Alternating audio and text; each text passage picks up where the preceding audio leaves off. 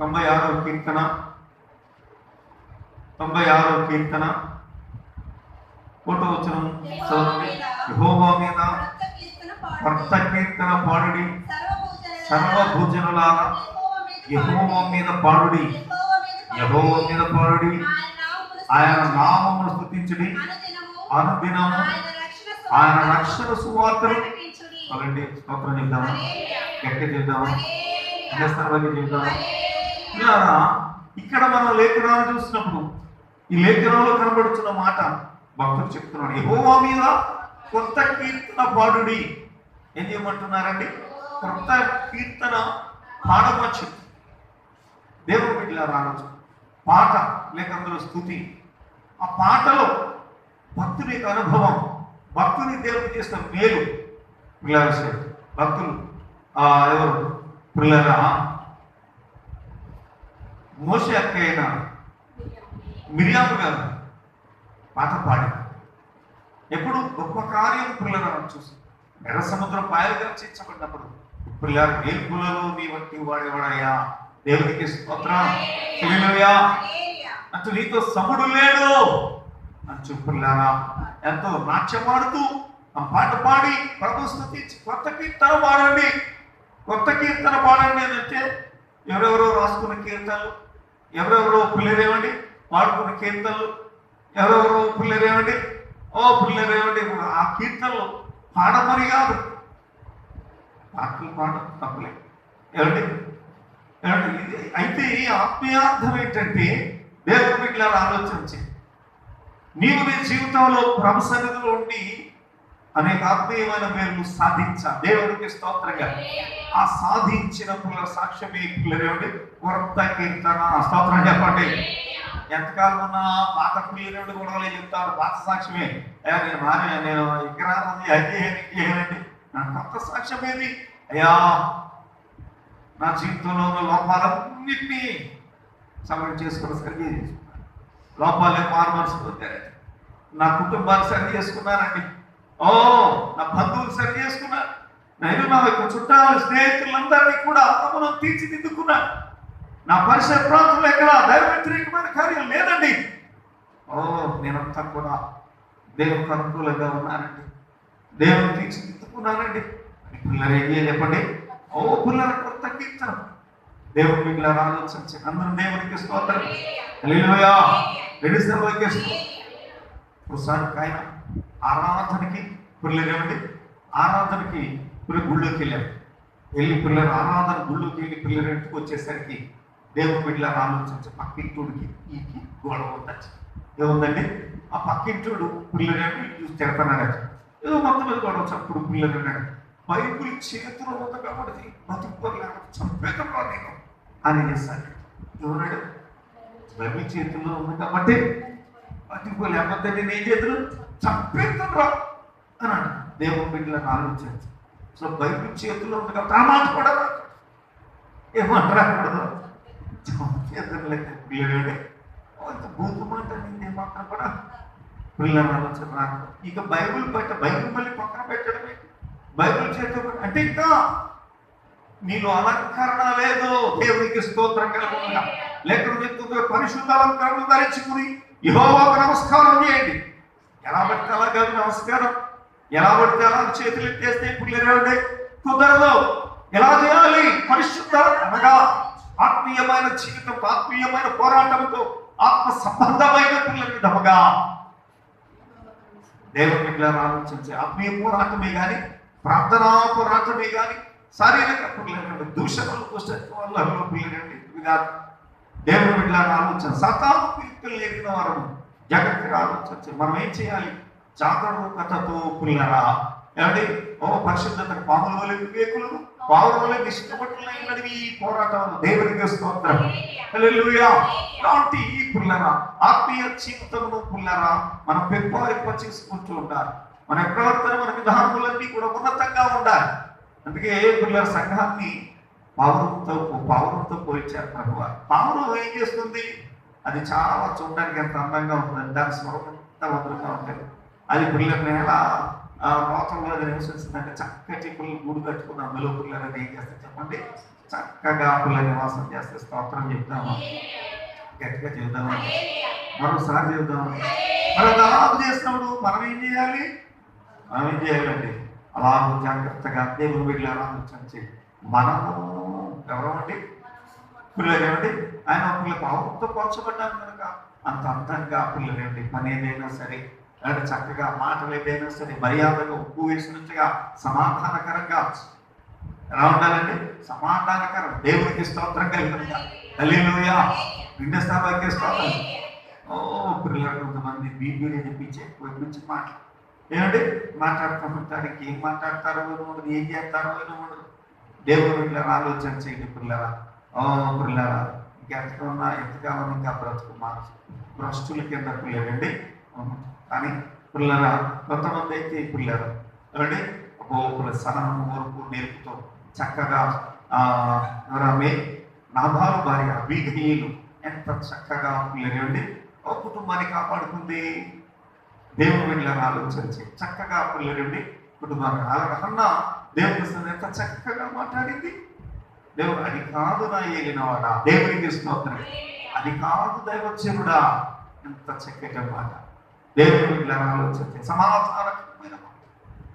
దేవుని రెచ్చగొట్టే మాట కాదు. దేవుని వీళ్ళ రెచ్చిపోయిన పిల్లల వ్యవహారం. దేవుని వీళ్ళని ఆలోచించి తనకైనా యాక్టీస్ బాగా తీసుకుంటుంటారు కొంతమంది. చేతులతో బాగా తీసుకుంటుంటారు. పెద్ద పెద్ద కేకలు అరుపులు రొడ్డి కేసం ఎంతకాలం బజార్ బ్రతుకులే. దేవుని బిడ్డల కానలా కాదు. కొత్త కీర్తన ఏం చేస్తారండి? పాత కీర్తనగా కొత్త కీర్తన. పిల్లరా గుళ్ళోకి వెళ్ళకముందే నా భార్య అమ్మ బాబు రోజు తను వేసుకుంటూ వస్తుంది. రోజు ఎలా ఉంటేనంటే ఎలా శాంతాలంగా నోరిపోయినట్టు ఒళ్ళు మండించేసేది వాడు. ఇలా గొడవలు లేదు, అలా గొడవలు చేసేది. గుళ్ళోకి వెళ్ళి మా ఇల్లు ఎంత ప్రశాంతంగా ఉంటుంది, ఎంత పద్ధతిగా ఉంటుంది. మంచి సాక్షి. ఆవిడ మాస్టర్ గారు ఏం చేయబడతాడు? గౌరవించబడతాడు. ఆవిడ ఏం చేస్తారు?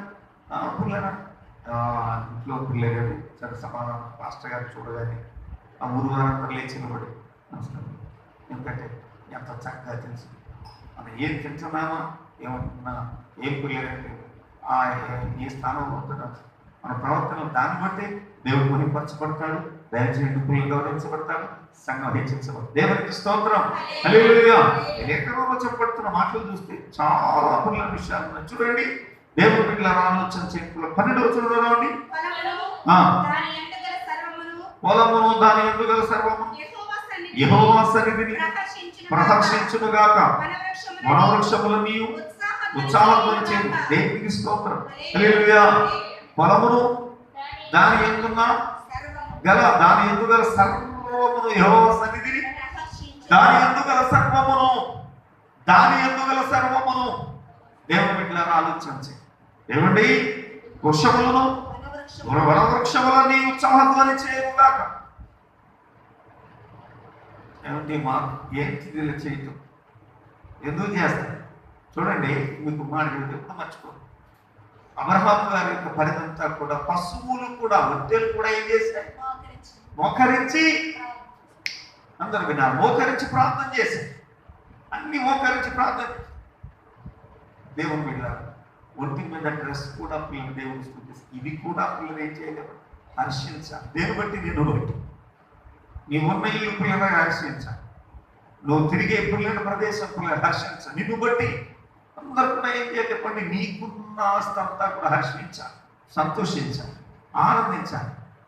పలానా వాళ్ళకి సేవ చేయడానికి నాకు అవకాశం ఇచ్చావు, దేవా స్తోత్రం అనేవి ఏం చేయాలి చెప్పండి?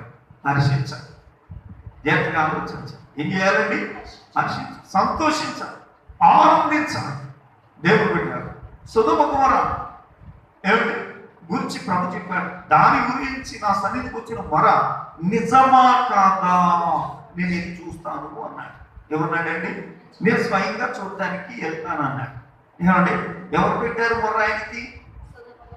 ఎవరు పెట్టారండి మొర్ర? చెప్పండి, ఎవరు పెట్టారు? చెప్పండి. ఎవరు? సులోమన్ గారు మీరేమైనా ప్రార్థన చేశారా సొదొమ గొమొర్రా గురించి?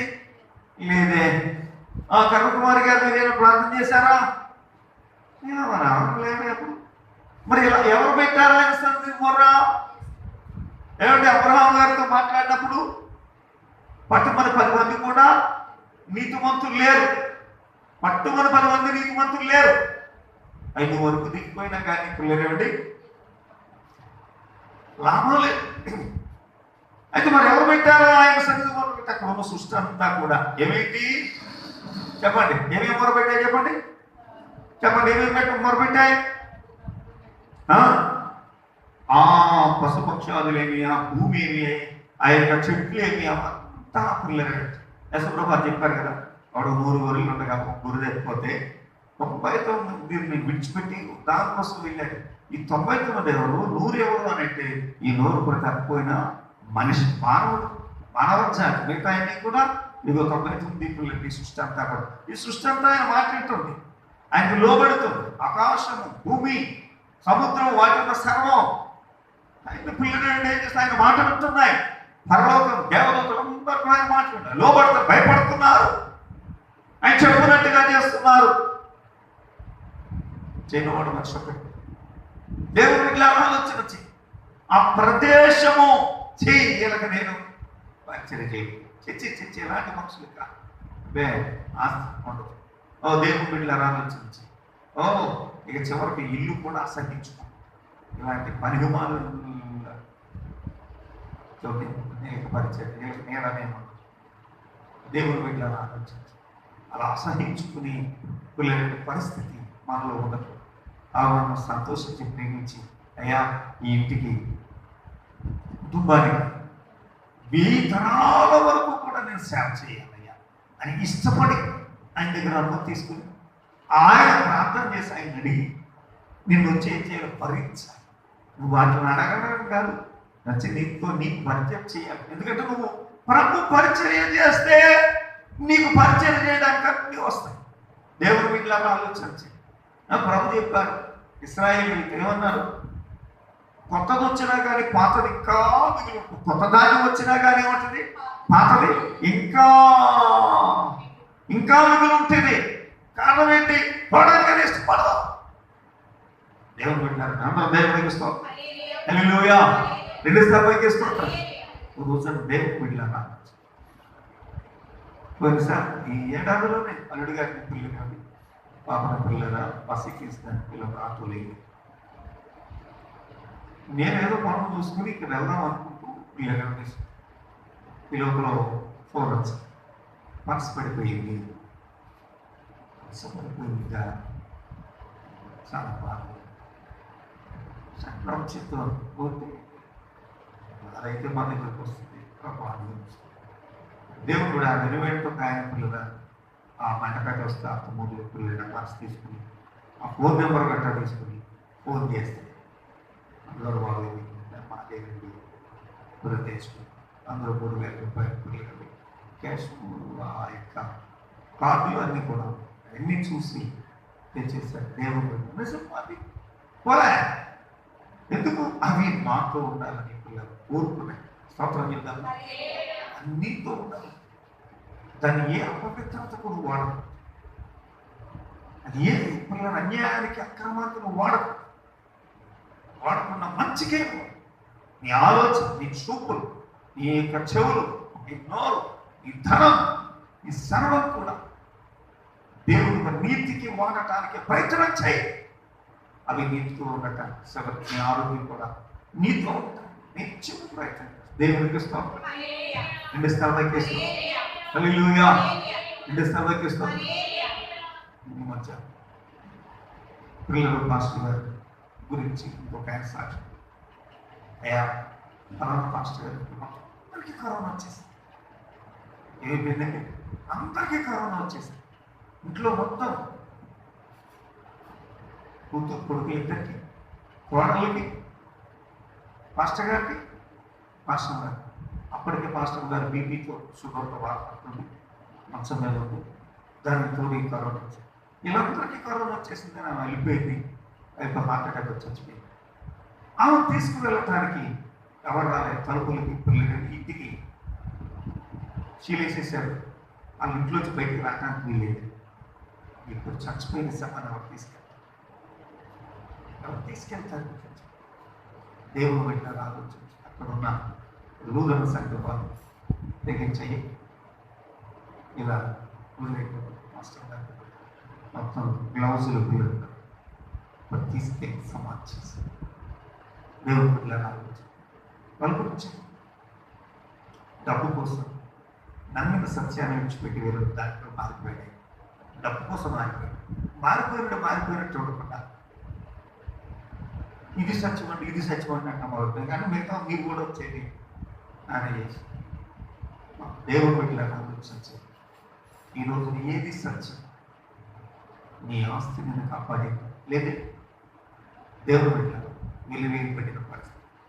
నాన్నయ్య వాళ్ళు చచ్చిపోతే కళ్ళతో చూసుకోలేని దౌర్భాగ్యస్థితి ఒక్క శ్రమలో ఈడ్చిపడేసి దేవుడు బిడ్డలను ఆలోచించి ఎంత భయంకరమైన చావు, ఎంత భయంకరమైన దేవుని సంగమ దేవుడు బిడ్డలారా, ఈ సృష్టి నిన్ను ప్రేమిస్తే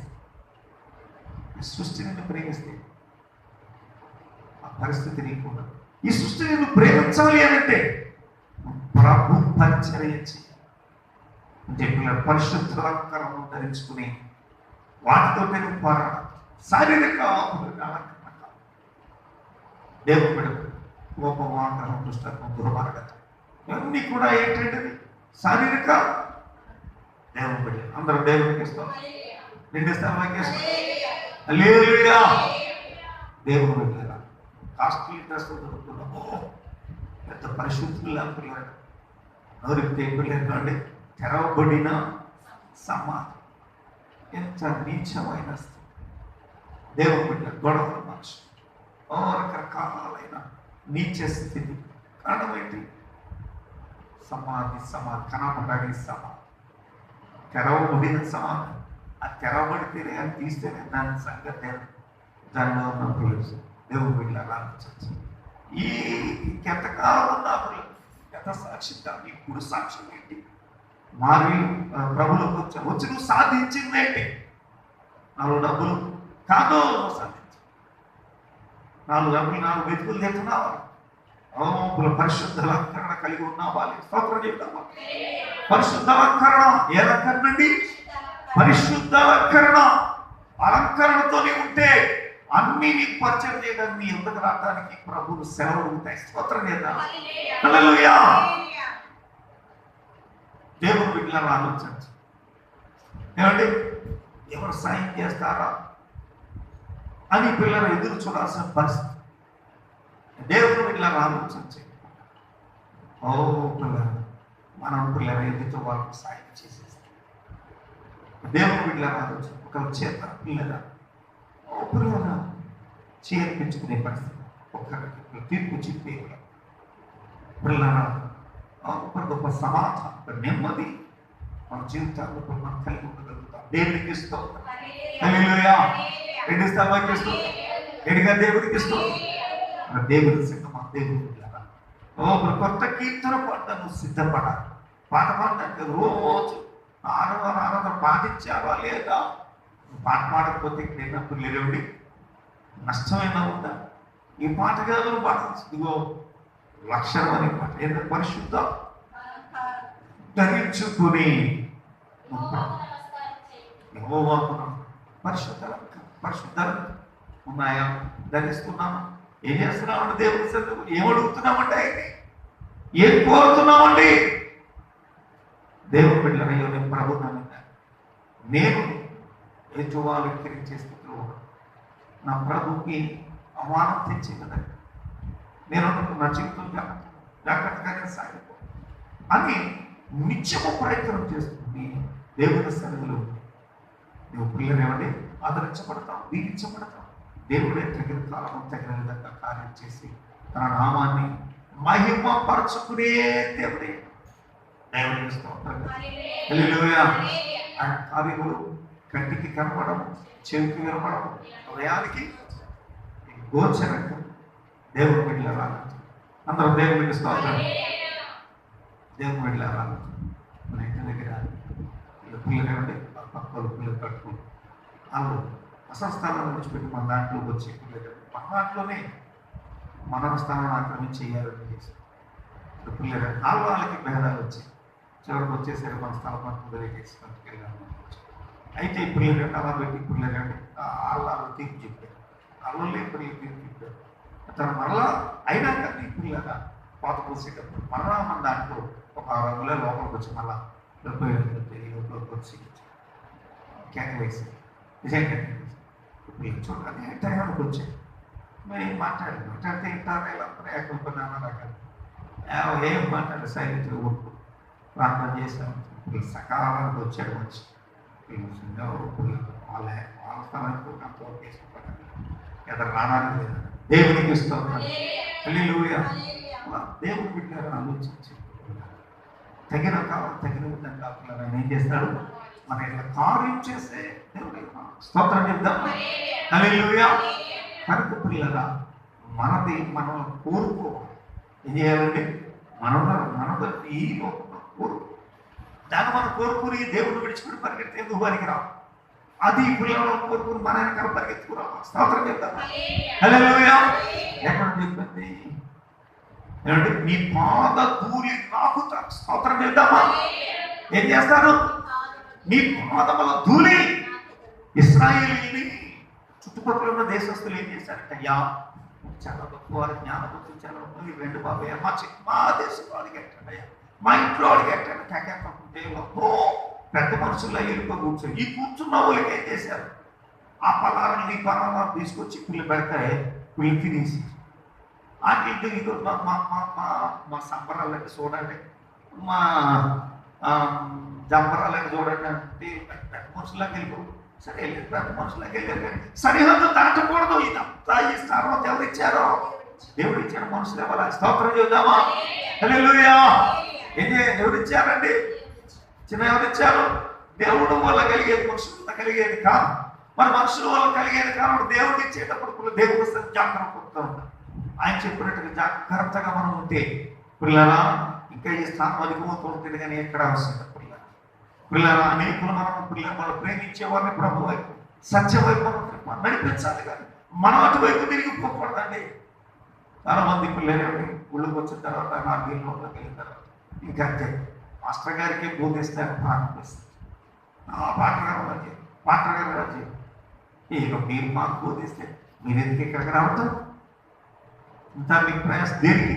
అనవసరం కదా. జాగ్రత్తగా ఆలోచించి ఇక్కడికి వచ్చిన తర్వాత మేము చెప్పింది తినటానికి తప్ప పిల్లల్ని మాకు బోధించడానికి పిల్లలు ఏమంటే ప్రయత్నాలు అనేవి మాత్రం కూడా చేయదు. నేను చేస్తే అదే తప్ప అలాగదండి ఎలాగదండి అలాగని మాట మాత్రం కూడా మూసేలా స్తోత్రం చెప్దామండి. గట్టిగా చెప్దామండి. 2 స్థాయిగా చూద్దాం. ఒకసారి ఆలోచించండి. దేవుని బిడ్డలు ఆలోచించి ప్రభుత్వ పిల్లలు బలవంతులు మేము ఉండాలి.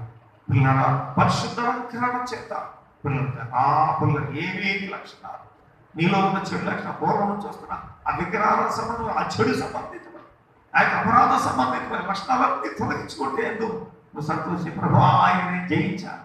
ఇగో నేను జయించాను.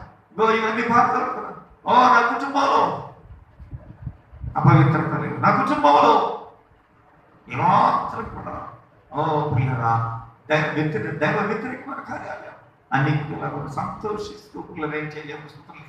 కనుక ఆయన సన్నిధిలో ఆ ఎదుగుదల మనలో పోతున్నాం. ఎదుగుదల లేకపోతే పిల్లలండి ప్రమాదం.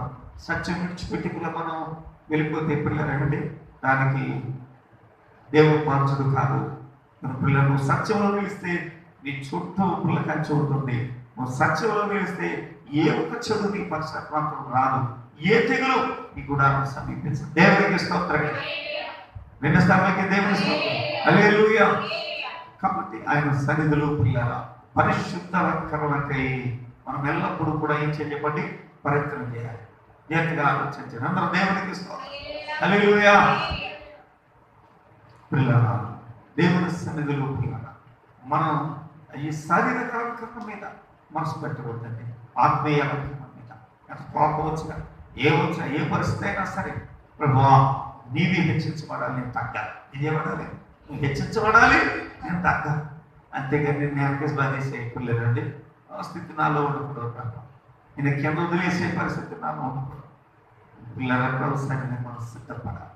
ప్రభు ముందు బలవంతులుగా మనం శారీరకంగా ఆయన హెచ్చించినట్టయితే ఆయన మనల్ని హెచ్చించి ఉన్నతంగా నీకు దేవుడైనా గట్టి రీతిగా ప్రభు సన్నిధిని ఓపులరా ఈ దేవుని సాగిపోరా దేవుడి హెచ్చరికలు వాక్యం హెచ్చరికలు దీవించునుగా ఆమె అందరూ స్తోత్రం ఇద్దామండి. హల్లెలూయా. గట్టిగా దేవునికి స్తోత్రం. హల్లెలూయా. రాత్రియు పగలును పాదములకు రాయి తగులాకుండా, రాత్రియు పగలును పాదములకు రాయి తగులాకుండా చర్య చేయుటకురకి మనకు పరిచే చేయుటకురకి దేవదూతలు మనకు దేవదూత మనకు జగా ఆనందయాత్ర ఈ యాత్ర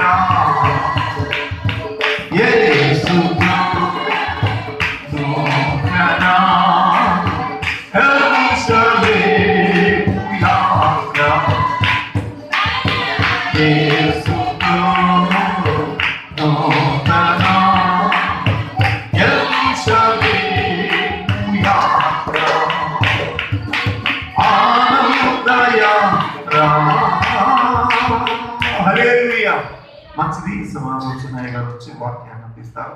అందరూ పిల్లలు జాగ్రత్తగా వాక్యం దేవుని ఆశీర్వాదం.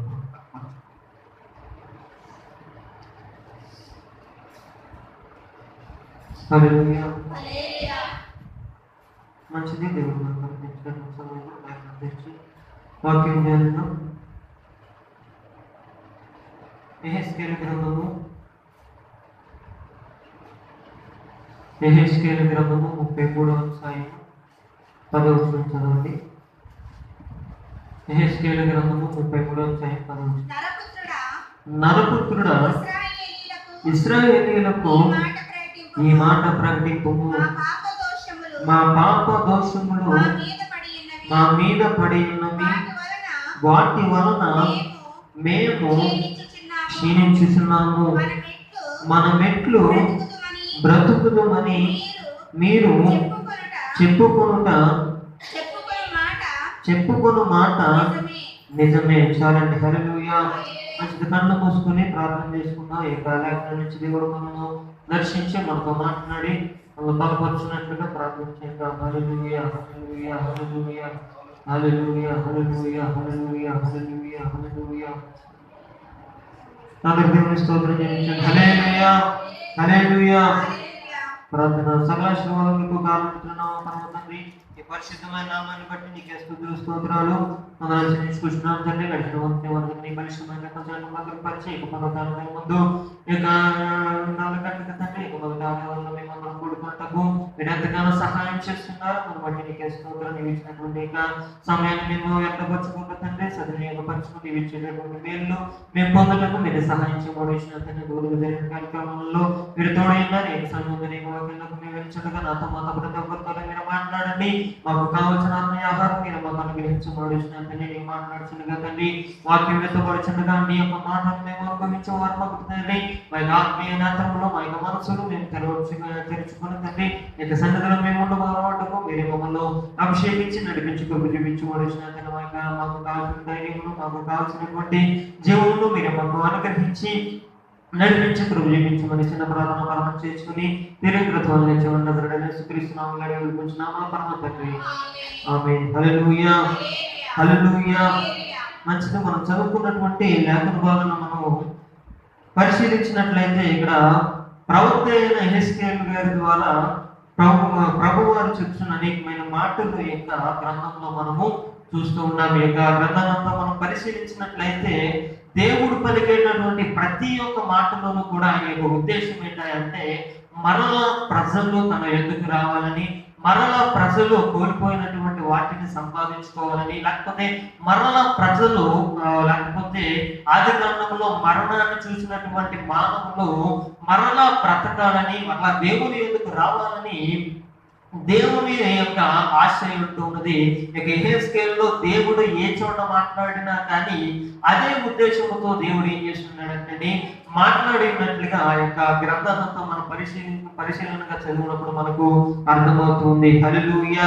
అయితే మనం ఇక్కడ చదువుకున్న మాటల్లో ఆయన అంటాడు కదా, ఇశ్రాయేలీయులు ఒక మాట అనుకుంటున్నారంట, లేకపోతే వారి యొక్క మనసులో అనుకుంటున్నారంట. ఏమని అనుకున్నారంటే 33వ అధ్యాయం 10వ వచనం మనం చదివిన రీతిగా, నలుగుతున్న ఇశ్రాయేలీయులకి మాట ప్రకటింపు, మా పాప దోషములు మా మీద పడి ఉన్నవి, వాటి వలన మేము క్షీణించుచున్నాము, మన మెట్లు బ్రతుకుదామని మీరు చెప్పుకున్న మాట నిజమే. వారు అనుకుంటున్నారంట, వారు చెప్పుకుంటున్నారంట, ఒకరితో ఒకరు సంభాషించుకుంటున్నారంట. వారి యొక్క పరిస్థితిని ఎరిగినటువంటి ఇశ్రాయేలు ప్రజలు, లేకపోతే వారికి వచ్చుచున్న కష్టాలను, వారికి వచ్చుతున్న శ్రమలను బట్టి, లేకపోతే వారు చూస్తున్న అపజయాలను బట్టి ఎక్కడికి వెళ్ళినా కానీ జయమును చూచేటటువంటి ఇశ్రాయేలు ప్రజలు ఇప్పుడు ఏం చేయబడుతున్నారు? అపజయాన్ని చూస్తున్నారు, చెదరగొట్టబడుతున్నారు. వారి కన్నా అల్పులైన వారు వచ్చినా కానీ వారు ఏం చేయబడుతున్నారు? అపజయం పాలవుతున్నారు. అంతకు ముందు అయితే దేవుడు వారికి తోడైనంత కాలము వారు ఏం చేయబడినారంటే వారి సైన్యము కన్నా బలమైన సైన్యము, లేకపోతే వారి సైన్యము కన్నా 10 రెట్లు బలమైన సైన్యం వచ్చినా కానీ ఎక్కడా కూడా అపజయాన్ని ఇశ్రాయేలీయులు వారి యొక్క జీవితంలో కానీ వారి యొక్క ప్రయాణంలో కానీ వారు చూసినట్లుగా మనము బైబిల్ గ్రంథంలో చూడటం లేదైతే దేవునికి అవిధేయమైన కార్యం వారు ఎప్పుడైతే చేయటం మొదలు పెట్టారో వారి యొక్క జీవితంలో అపజయాలు, వారి యొక్క జీవితంలో గొప్ప విపత్తులు, లేకపోతే శ్రమలు, శోధనలు, మరణమయ్యేటటువంటి పరిస్థితులు వారి యొక్క జీవితంలో వచ్చేసినప్పుడు వారికి అర్థమైందంట, ఈ యొక్క పరిస్థితి రావడానికి, మనము మరణానికి పాత్రలు మారడానికి గల కారణం ఏంటంటే మా యొక్క పాప దోషములు మమ్మల్ని ఏం చేస్తున్నాయి? మా యొక్క పాప దోషములు మా మీద పడి ఉన్నాయి, వాటి వల్ల మేము ఏం చేస్తున్నాము? క్షీణించుతున్నాము. ఎందుకు కాబట్టి మనము బ్రతుకుట, మన మెట్లు బ్రతుకుదామని మీరు చెప్పుకున్నట నిజమే. హల్లెలూయా, హల్లెలూయా. పాపము మా మీద వచ్చేస్తూ ఉంటే ఆ యొక్క పాపము ద్వారా మా యొక్క బ్రతుకులు ఏం చేయబడుతున్నాయి? క్షీణించిపోతున్నాయి. దోషములు మా మీద పడుతూ ఉన్నాయి, వాటి ద్వారా మా యొక్క జీవితాలు క్షీణించిపోతున్నాయి. పాపములు, లేకపోతే శ్రమలు మా యొక్క జీవితంలో, అవిధేయత మా యొక్క జీవితంలో పడిపోతుంది. మా యొక్క జీవితంలో ఉన్నటువంటి కారణము చేత అది మా యొక్క జీవితాల్లో, మా యొక్క కుటుంబాల్లో క్షీణింపజేసేస్తుంది. దేవుడికి వ్యతిరేకంగా నడుచుట ద్వారా ఆ యొక్క ప్రవర్తన మా యొక్క కుటుంబాలను, మా యొక్క జీవితాలను అది ఏం చేస్తుంది? లేకపోతే మా యొక్క రాజ్యాన్ని, యొక్క సైన్యాన్ని ఏం చేస్తుంది? క్షీణించేస్తుంది. కనుక ఇటువంటి పరిస్థితుల్లోకి మనము దిగజారిపోయాం కనుక మరలా మనం ఎట్లు బ్రతుకుతామని, లేకపోతే ఇటువంటి క్షేమస్థితికి మనం వచ్చేసాం కాబట్టి ఇంకా మనము బ్రతికేటటువంటి పరిస్థితి ఎక్కడా కూడా కనిపించడం లేదని వారిలో వారు ఏం చేసుకుంటున్నారంటే చెప్పుకుంటున్నారు. కాబట్టి దేవుడు యెహెజ్కేలు గారిని ప్రేరేపించి ప్రవచన వాక్యం వారికి అందజేస్తున్నారు. మీరు ఏదైతే అనుకుంటున్నారో మీ యొక్క దోషమును బట్టి, మీ యొక్క పాపమును బట్టి, మీ యొక్క అవిధేయతను బట్టి మీరు ఏం చేయబడుతున్నారు? క్షీణించి మరణములకు పాత్రలవుతున్నారు. కనుక మనము బ్రతుకుటేయాలని మీరు అనుకుంటున్నారు. ఖచ్చితంగా మీ యొక్క దోషమును బట్టి మీరు ఏం చేస్తున్నారు? మరణమునకు పాత్రలుగానే పిలువబడుతున్నారు. మరణము మిమ్మల్ని కబలించి వేస్తుంది. లేకపోతే శారీరకంగా మనం అప్పుడప్పుడు అనుకుంటుంటాం, మనం బ్రతిగా ఉన్నాం కదా, తింటున్నాం కదా, తిరుగుతున్నాం కదా, అన్ని బాగానే ఉన్నాయి కదా అనుకుంటాం. అయితే దేవుని యొక్క లేఖనంలో మరణము అని వస్తే అది ఖచ్చితంగా ఆత్మీయ మరణం గురించి ఎక్కువగా ఏం చేస్తుంది? మనల్ని ప్రేరేపిస్తుంది. ఆత్మీయ మరణాన్ని కానీ మనము నడిపిస్తూ ఉందన్న విషయాన్ని మనము గుర్తించుకోవాల్సిన వారు. ఎక్కడ కూడా మనం చూసినట్లయితే ఇశ్రాయేలీయులు శారీరకంగా బ్రతికినా కానీ వారు ఏం చేయబడుతున్నారు? ఆత్మీయంగా చనిపోయేటటువంటి పరిస్థితులు వారికి ఏర్పడుతున్నాయి. ఎందుకయ్యా ఆత్మ చనిపోతుంది అంటే అక్కడ చదివిన మాటల్లో బట్టి వారి యొక్క పాప దోషముల వలన వారి యొక్క ఆత్మ ఏం చేయబడుతుందంటే క్షీణించిపోతుంది. వారి యొక్క పాప దోషములను బట్టి, అవిధేయతను బట్టి వారి యొక్క ఆత్మ ఏం చేయబడుతుంది? మరణానికి అది పాత్రలాలుగా, లేకపోతే ఆత్మ మరణములకు దగ్గరగా అది వెలుచున్నదని ఇక్కడ పరిస్థితులు మనకు కనబడుతున్నాయి. మరి మన యొక్క జీవితంలో మన యొక్క ఆత్మీయ పరిస్థితి ఎలా ఉంది? మరణములకు దగ్గరగా ఇంకా బ్రతకలేనటువంటి పరిస్థితి, లేకపోతే మరణం అనగా నరకంలోకి వెళ్ళిపోయేటటువంటి పరిస్థితిలో ఉందా, లేకపోతే ఇంకా మన యొక్క ఆత్మీయ జీవితము జీవించే ఉందా, ఆ యొక్క ఆత్మానుసారంగా మనం నడిచేటటువంటి క్రియలు ఇంకా జీవించే ఉన్నాయా, లేకపోతే అది మరణించి ఉందా, మనము పరీక్షించుకోవాల్సిన వారు అంటున్నాం. వారి యొక్క పరిస్థితిని చూస్తే ఇంకో వారు బ్రతకడానికి కానీ, లేకపోతే నిత్య రాజ్యాన్ని స్వతంత్రించుకోవడానికి కానీ, ఆత్మీయ జీవితంలో మరల పైకి రావడానికి కానీ ఏమాత్రము కూడా అవకాశము లేదని దేవుని యొక్క లేఖనంలో సెలవుస్తుంది. అయితే దేవుడు మన ఎడల ఏం చేస్తున్నాడంటే కృప చూపు దేవుడు అంటున్నారు. మరలా దేవుని ఎదుకు వస్తే మరలా మనల్ని ఏం చేస్తాడంటే బ్రతికించేటటువంటి దేవుడు అంటున్నాడు. హల్లెలూయా, హల్లెలూయా. ఏం చేస్తాడంటే దేవుడు మనల్ని బ్రతికించేటటువంటి దేవుడు అంటున్నాడు. ఏ యొక్క కార్యముల చేత మనము మరలా బ్రతకగలము, లేకపోతే మన యొక్క దోషములను బట్టి, మన యొక్క అవిధేయతను బట్టి చనిపోయినటువంటి పరిస్థితిలో మనం ఉంటే ఎట్టి రీతిగా మనము బ్రతకగలము, లేకపోతే జీవం మనలోనికి ఎట్టి రీతిగా వస్తుందో, ఇదే యెహెజ్కేలు గ్రంథం నుంచి కొన్ని మాటలు మనం చూద్దాం. 20వ అధ్యాయం, యెహెజ్కేలు గ్రంథము 20వ అధ్యాయం 11వ వచనం చదవండి. యెహెజ్కేలు గ్రంథం 20వ అధ్యాయం 11వ వచనం. మరియు వారికి నా కట్టడలను నియమించి నా విధులను వారికి తెలియజేసింది. ఎవడైనా వాటిని అనుసరించిన ఎడల వాటిని బట్టి బ్రతుకును. చాలండి. హల్లెలూయా, హల్లెలూయా. ఇంతకు ముందు వచ్చిన మనం చూసిన పాప దోషములు బట్టి ఇశ్రాయేలు ప్రజలు ఏం చేయబడుతున్నారంటే క్షీణించిపోయి మరణ దశలోకి వారు వెళ్ళిపోతున్నారు. మనం ఎట్లు బ్రతుకుతామని వారు చెప్పుకుంటే దేవుడు ఇచ్చేటటువంటి ఒక సమాధానం ఏంటంటే, మీరు బ్రతుకుతారు. ఎప్పుడు బ్రతుకుతారు అంటే ఇక్కడ చదివిన రీతిగా ఏం జరిగిందండి, నా కట్టడలు వారికి నా కట్టలు నేను ఏం చేస్తున్నాను, నియమించున్నాను. నా విధులను వారికి తెలియజేసి ఎవరైనాను వాటి ప్రకారము, లేకపోతే వాటిని అనుసరించి నడిచిన ఎడల వాడు ఏం చేస్తాడంటే బ్రతుకుతాడు. లేకపోతే ఆ యొక్క విధులను బట్టి, ఆ యొక్క కట్టడలను బట్టి వాడు ఏం చేస్తూ ఉంటాడు, బ్రతుకుతుంటాడు. వాటిని అనుసరించి నడిస్తే ఆ యొక్క కట్టడలు, దేవుడు చెప్పినటువంటి మాటలు ఏదైతే ఉన్నావో వాటిని అనుసరించి నడిస్తే వాటిని బట్టి మనుషుడు ఏం చేస్తాడు, మరలా బ్రతికేటటువంటి అవకాశాలు ఉన్నాయని దేవుని యొక్క లేఖనంలో చెప్తుంది. కనుక హెచ్చరికలు మనం ఏం చేయాలంటే, లేకపోతే దేవుని యొక్క విధులను మనము ఖచ్చితంగా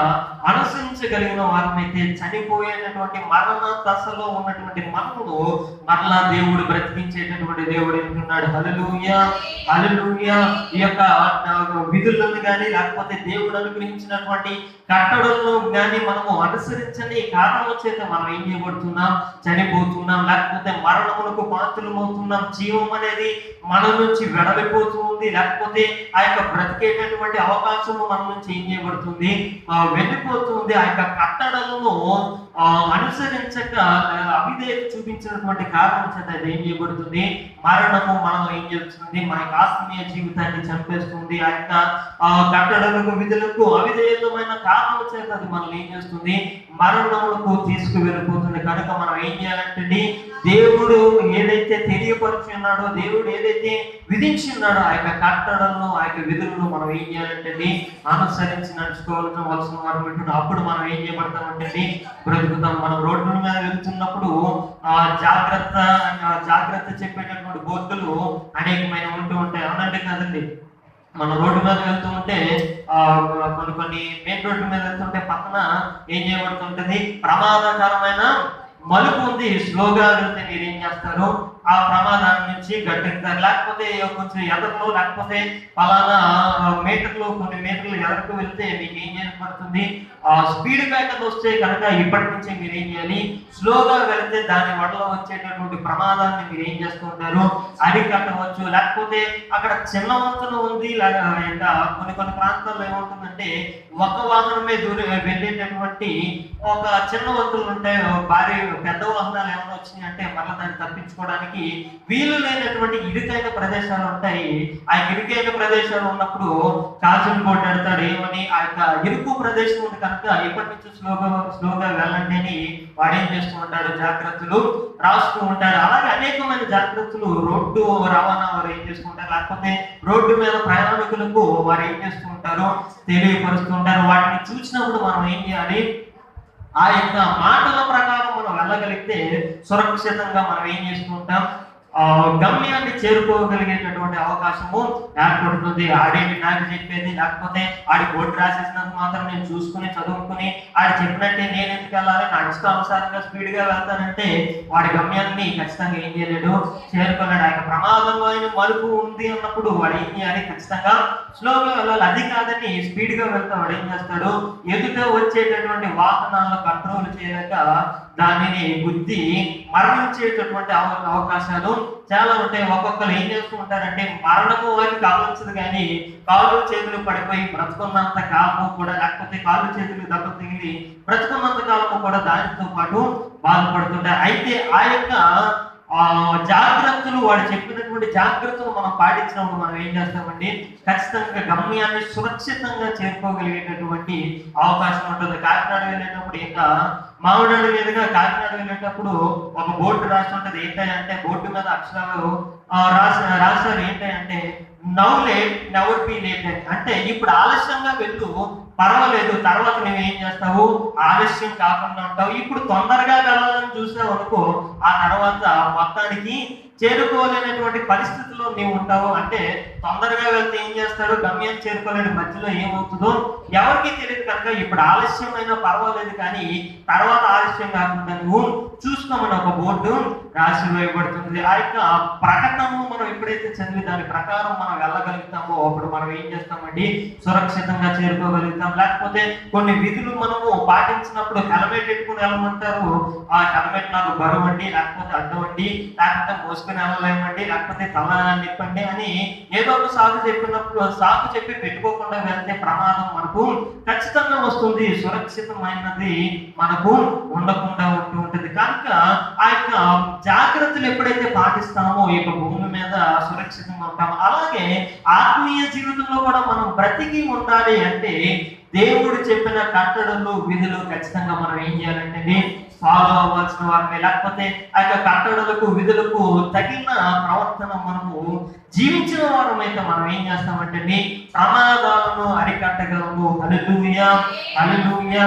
ఈ దినకాలంలో ఈ యొక్క కోవిడ్ వచ్చినప్పటి నుంచి ప్రతి ఒక్కరు దేనిని చూస్తున్నారు, బ్రతకాలనే కోరుకుంటున్నారు, కానీ ఎవరైనా చనిపోవాలని కోరుకుంటున్నారండి. ఒకవేళ కరోనా పాజిటివ్ వచ్చినా కానీ ఏదో రకంగా దాటి మనం బ్రతకాలి, దీని ద్వారా మనము చనిపోవడానికి వీలు లేదని ఏదో విధంగా ఏదో ఒక మార్పులు వేసుకోవడమో, ఏదో ఒక జాగ్రత్తలు తీసుకోవడమో, లేకపోతే ఆవిరి పెట్టుకోవడం, ఏదో ఒక విధంగా వారు ఏం చేస్తున్నారు, బ్రతకడానికి ప్రయత్నిస్తున్నారు. కొంతమంది అయితే బ్రతకాలని ఆశ ఉన్నా కానీ సరైన జాగ్రత్తలు ఏం చేసుకోరు, వారు తీసుకోరు. తిరగొద్దు అంటే మరలా పని కట్టుకుని వారు ఏం చేసుకుంటారు, పని ఏం లేకపోయినా కానీ బయట తిరుగుతూ ఉంటారు. కనుక వారికి ఏం చేస్తుంది, ఆ యొక్క ప్రమాదము వారి చుట్టూ తిరుగులాడుతూ ఉంటుంది. కనుక ఆ యొక్క ప్రభుత్వం వారు ఏదైతే ఆ యొక్క కట్టలు లేకపోతే కొన్ని విషయాలు చెప్పి ఉన్నారో వాటిని మనం ఫాలో కాగలిగితే కోవిడ్ నుంచి మనం ఏం చేసుకోగలము, తప్పించుకోగలము. ఆ యొక్క ఫాలో అయిన వారే కొంతమందికి ఏం చేస్తున్నాయి, కోవిడ్లు వచ్చేస్తున్నాయి. ఇంకా మొత్తానికి కూడా ఆ యొక్క జాగ్రత్తలు తీసుకోకపోతే ఇంకా మన పరిస్థితి ఎలా ఉంటుందో మనము ఒకసారి జ్ఞాపకం చేసుకోవాల్సిన వారు. కనుక శారీరకంగా ఎంతలాగైతే మనం బ్రతకాలని జాగ్రత్తలు తీసుకుంటున్నామో అలాగే ఆత్మీయంగా కూడా మనము బ్రతకడానికి మనం ఏం చేసుకోవాలంటే మనము దేవుని యొక్క వాక్యానుసారంగా మనము సరిదిద్దుకోవలసిన వారు వింటున్నాం. హల్లెలూయా, హల్లెలూయా. యెహెజ్కేలు గ్రంథము 18:21-22 వచనాలు మనం చదివినట్లయితే,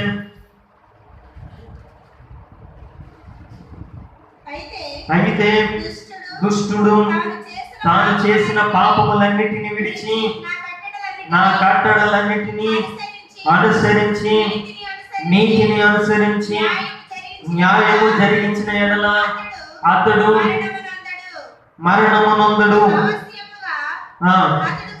అవశ్యముగా అతడు బ్రతుకును.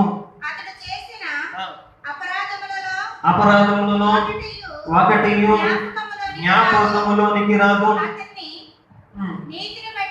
అతని నీతిని బట్టి అతడు బ్రతుకును. చాలండి. హల్లెలూయా, హల్లెలూయా.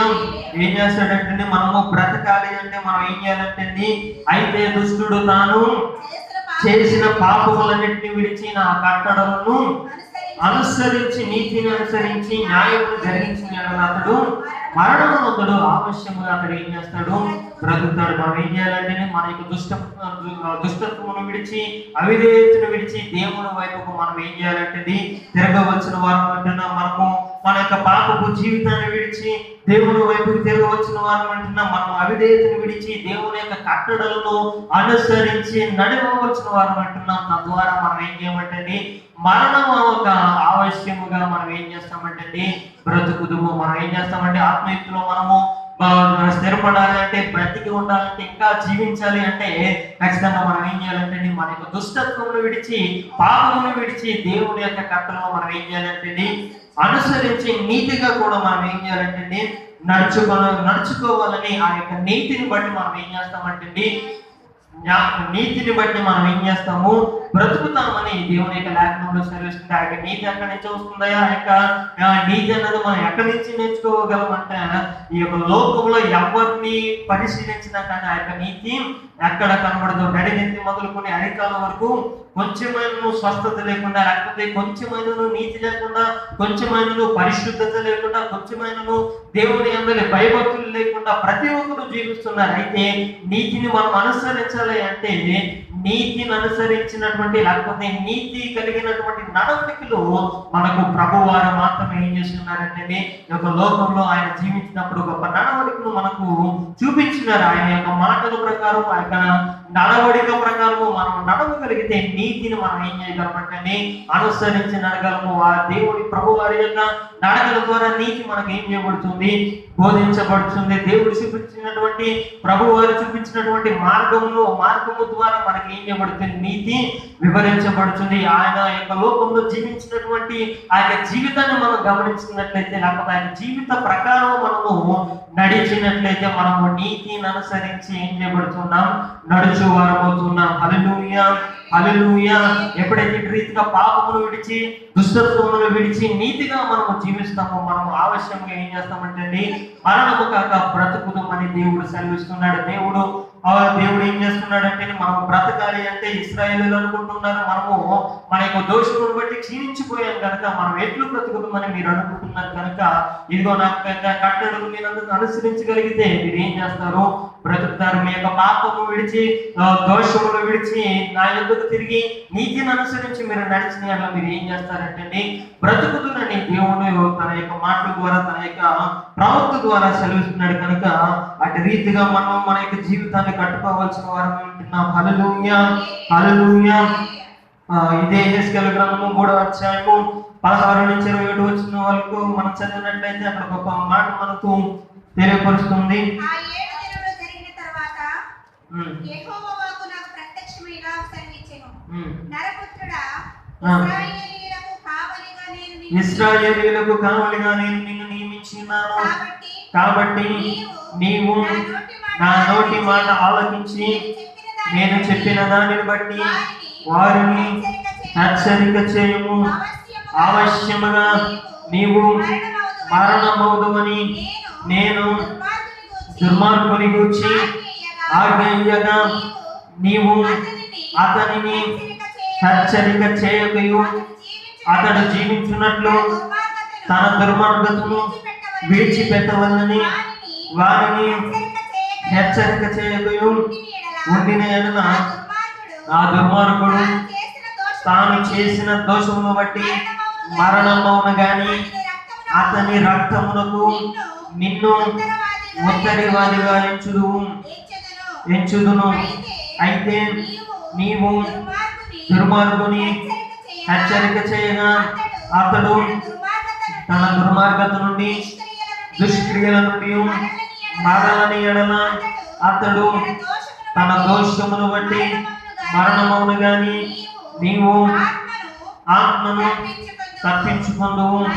మరియు నీతి గలవాడు తన నీతిని విడిచి దుర్నీతిని అనుసరించినందున నేను అతని ముందర అభ్యంతరము పెట్టగా అతడు మరణమగును.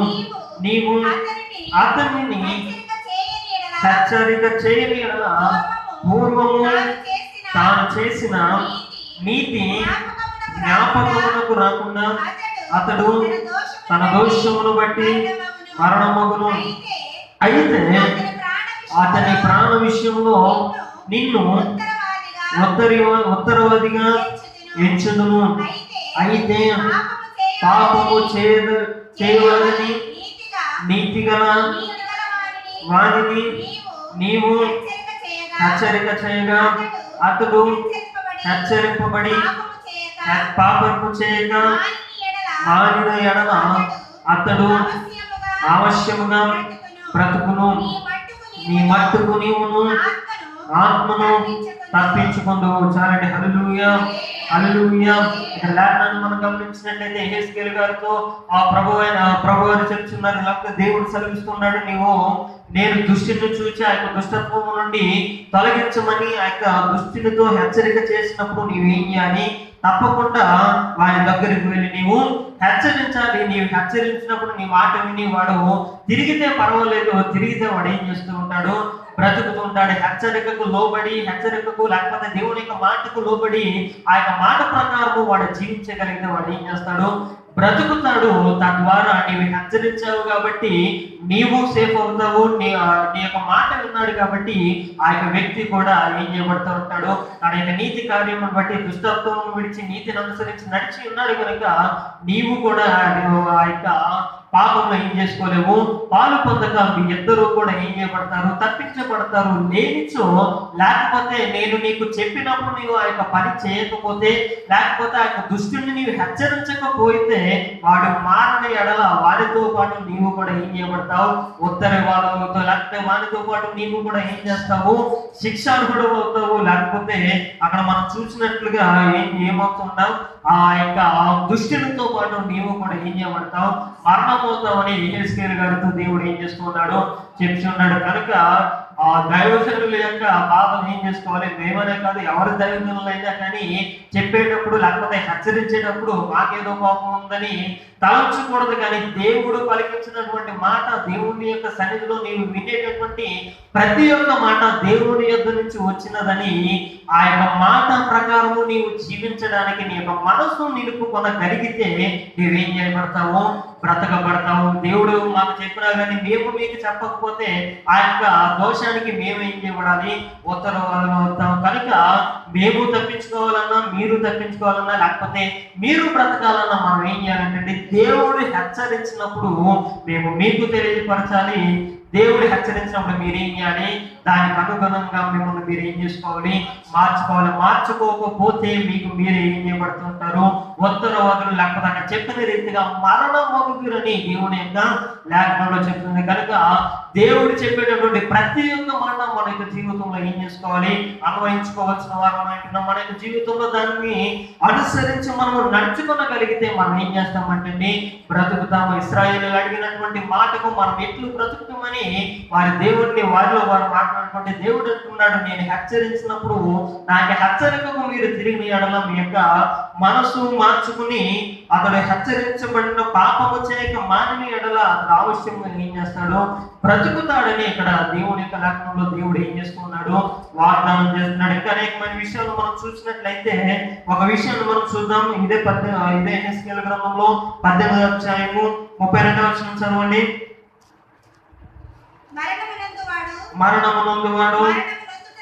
మరణము నొందుటను బట్టి నేను సంతోషించువాడను కాను.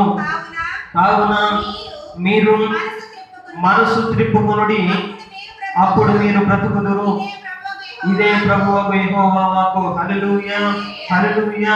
ఈ వచనంలో మనం ధ్యానించినట్లయితే రెండు విషయాలు కనబడుతున్నాయి.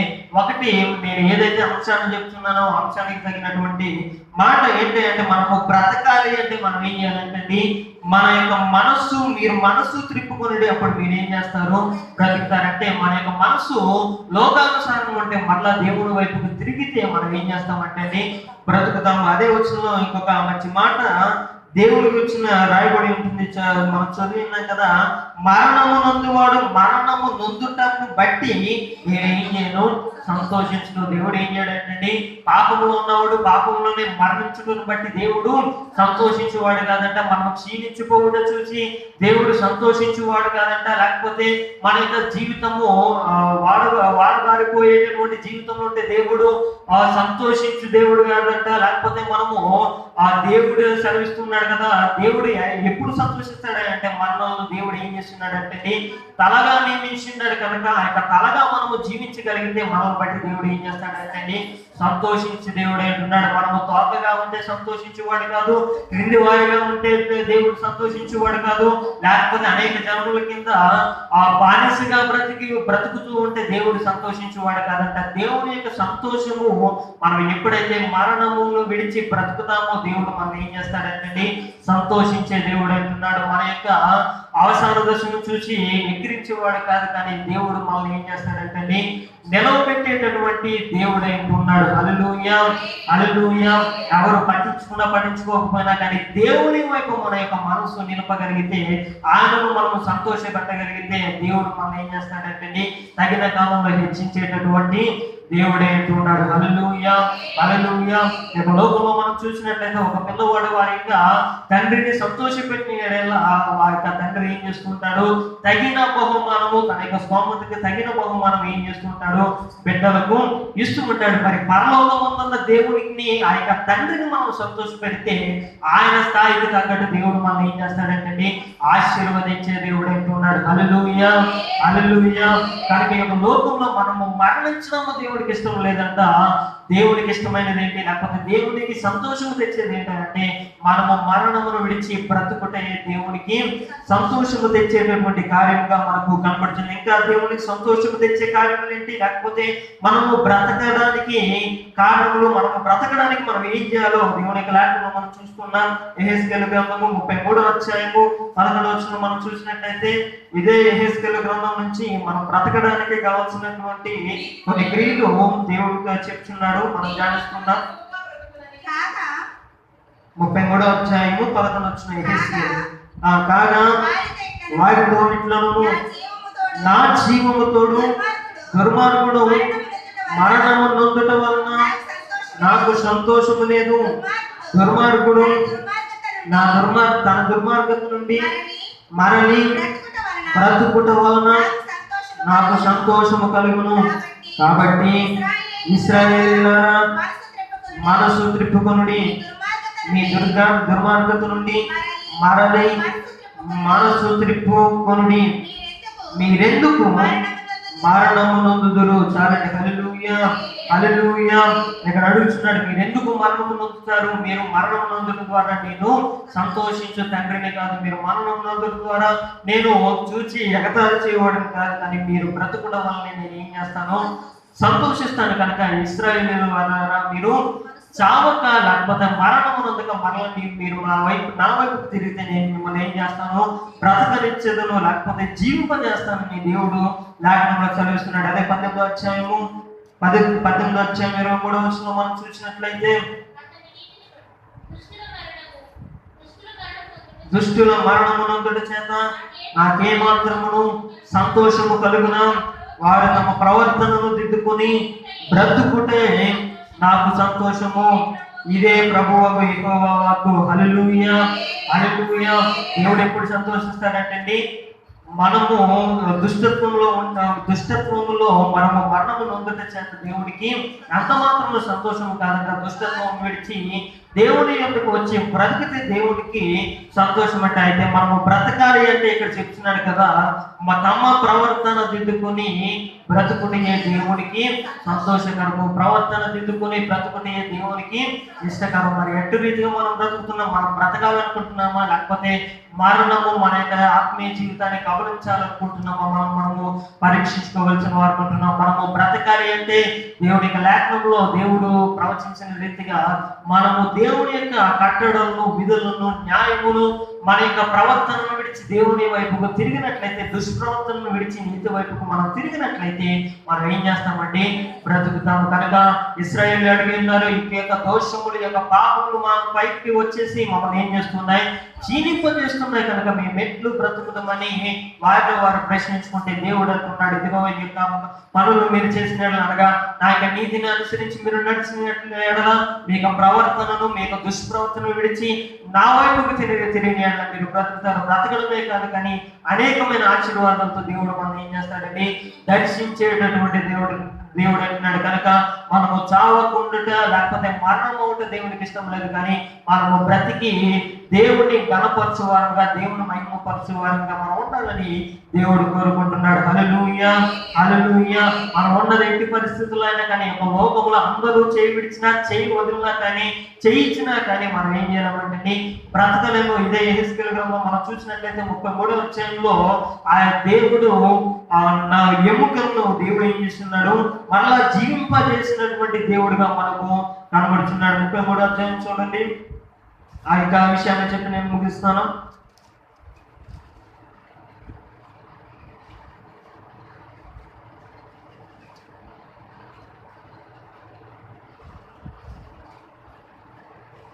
సరే 37వ అధ్యాయం 7వ వచనం. ఆయన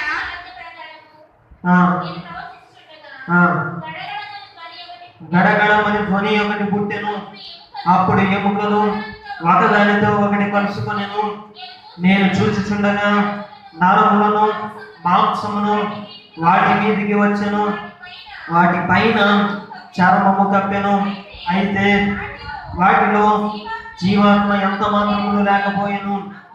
అప్పుడు ఆయన నరపుత్రుడా, జీవాత్మ వచ్చినట్లు ప్రవచించి ఇట్లనము, ప్రభువు యెహోవా సెలవిచ్చినదేమనగా, జీవాత్మ నలుదిక్కుల నుండి వచ్చి హతులైన వీరు బ్రతుకున్నట్లు వారి మీద ఊపిరి విడుము. చాలండి. హల్లెలూయా.